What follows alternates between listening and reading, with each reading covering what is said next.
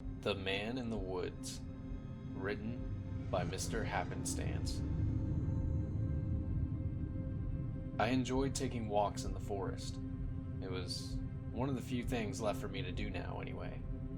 Living in the middle of nowhere, you don't get that many options for entertainment or stimulation. And my home, which sat in the middle of this forest, sat alone. No neighbors, and rarely any visitors. And as I lived alone, I slowly realized that my house had grown too large, too empty, too silent for me. And so I would walk in the forest. It was an ancient forest. The youngest trees must have been easily centuries old. They grew tall, proud, and strong, their mighty limbs stretching up so high they could have almost touched the clouds. Looking up at them, it looked like they did. Their leaves had started to darken and fall, beginning to cover the ground in hues of red and gold and brown. They crunched under my dirty boots as I slowly trudged along. It was all so beautiful, or at least I thought it was. And certainly, the woods were at their most picturesque in the fall.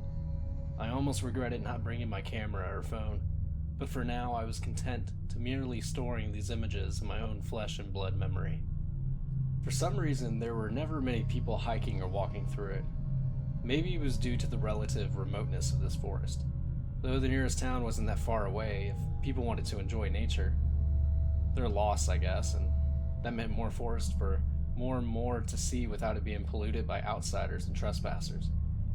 I could experience everything untouched by any human, aside from myself. Or so I thought. Come to think of it, I never saw much wildlife either. I couldn't even remember the last time I saw a squirrel, let alone anything more exciting like deer or foxes. Sometimes as I walked, I'd hear a songbird, but that's about it. Mostly it was peaceful and quiet, though never as quiet as my home. It was where I went if I wanted true solitude.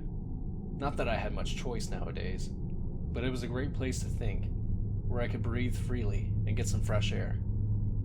It's a cliche, but sometimes there are strong reasons why cliches endure, why they stand the test of time. I really did feel at my best here in the forest, with the occasional cool autumn breeze, and the sun gradually beginning its slow descent from its zenith in the sky. Now, normally when evening would start to come is when I start to make my way back towards home. On this day, though, I went a little longer and a little farther than usual. More than a little, I guess. I made it all the way to the cliff overlooking the valley far below. I don't know why I went to this cliff. I had gone to it before, and I suppose I've been going to it more often recently. But I'm not sure why I did that day. I enjoyed the view, I suppose. If you look down, you could see a small river or stream meandering its way through the valley. It must have been a sheer drop at least 1,000 feet, so you couldn't see it too clearly, but it was definitely there. You could see the rest of the forest, which seemed to stretch on forever. Titanic trees as far as the eye could see. It was large for a cliff, I guess, the size of a kitchen table or a few park benches sitting next to each other over a precipice. It was stable enough that I was comfortable sitting down, my legs dangling carelessly over the precipice. I took out my canteen and took a sip. Suddenly, I realized something. I didn't know why exactly, but this was the happiest I had been in a long, long time. And yet, despite that, I still didn't feel that happy. I had taken a few more sips of my beer when I saw something I absolutely did not expect to see. A man emerging from the woods. He walked with what seemed like a painful limp. He seemed to be an older man, though not super old. Maybe in his early 60s, but not like he just wandered out of a retirement home or anything. That's not what I thought was particularly interesting. It was his attire. He strongly resembled a heavy-set, muscular coal miner or logger from an earlier era. He had muddy brown boots and wore a red flannel shirt, partially covered by dirty blue overalls, strong and weather-worn. The kind of tough, sturdy, strong men who belonged to the past. Aside from that, there was something very slightly unsettling about his presence. Though just looking at him, he seemed nice, even friendly.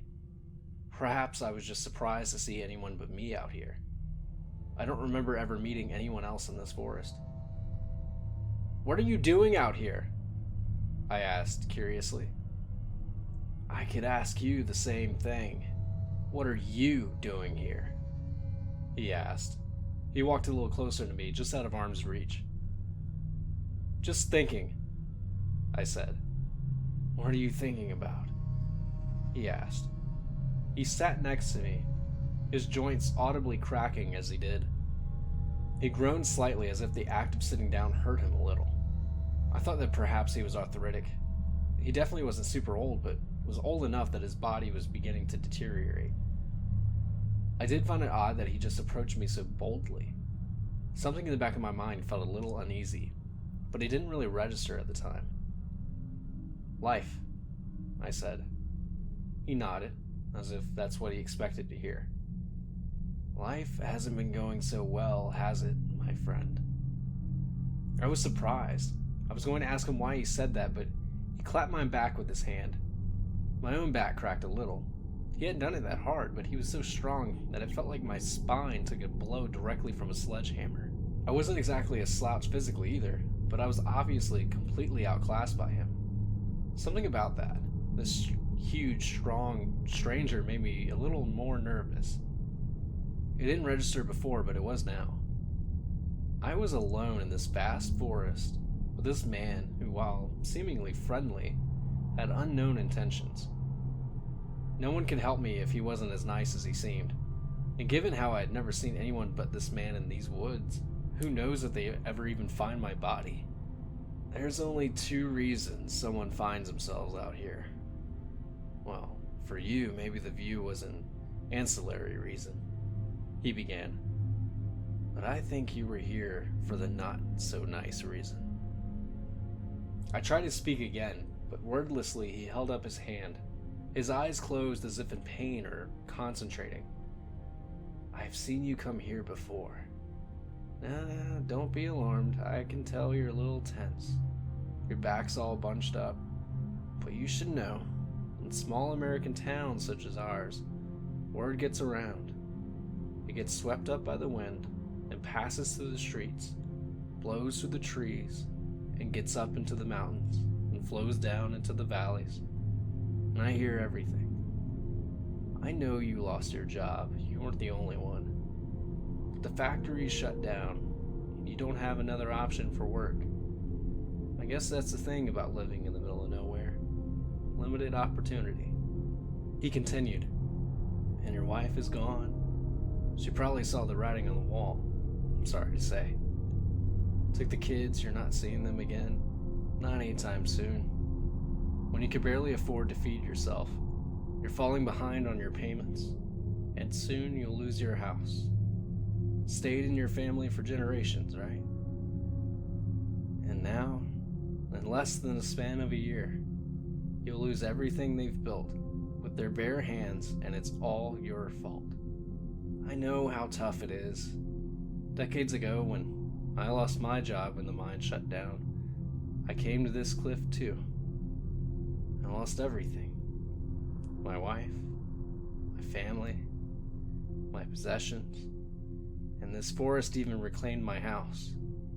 Trees grow where it once stood, and I came to this cliff and I thought about life too, for a long, long time. My feet dangling over the edge, just like yours are now. And do you know what I decided? You decided to live, I said. I suddenly found myself breathing easily, sort of confidence welling up within me. I stood up quickly. Slowly, he did too, with care and difficulty. That's right, he said. I thought it was the end of the world, but where there is life, there is hope. I decided that I wasn't ready to die yet. There is so much mystery, so much beauty, so much opportunity just in these woods, my friend. Let alone the whole world. You don't have to mope around anymore. You can try again with a fresh slate and a new outlook on life. So, What will you choose to do? I thought and reflected on his words. He stared at me keenly, almost anxiously, I thought. Although it was hard to imagine a man like that, strong and proud, worried about anything. I thought, and I spoke. I've made my choice, the same you made. I choose to live, I said. The man smiled again. Just then I felt some kind of imperceptible shift from him, but I didn't know what it meant. He spoke again. I knew you'd make the right choice, my friend. I did too, all those years ago. But my old body, broken from my time in the mines, overruled me as I tried to make my way from this exact spot. Slick ground didn't exactly help. I should have come on a dry day, not after it had rained the night before. What's done is done. Here we are. I enjoyed chatting with you, and I'm glad I was able to talk you out of making such a horrible decision. But I have to admit, I'm a little jealous of you. The unfairness and capriciousness of life. So tell me, friend, if I didn't get a choice on this accursed cliff, why should you? Before I could say or do anything, he pushed me with both arms. His face contorted into an evil grin. I quickly lost my balance, slipped, and fell. As I fell and realized with horror that I was about to die, I realized something else.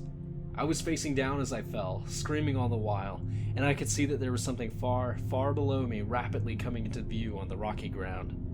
There was indeed a small stream down there, which gently wound its way through the valley, but that's not what caught my attention as I plummeted. It's what was right next to it.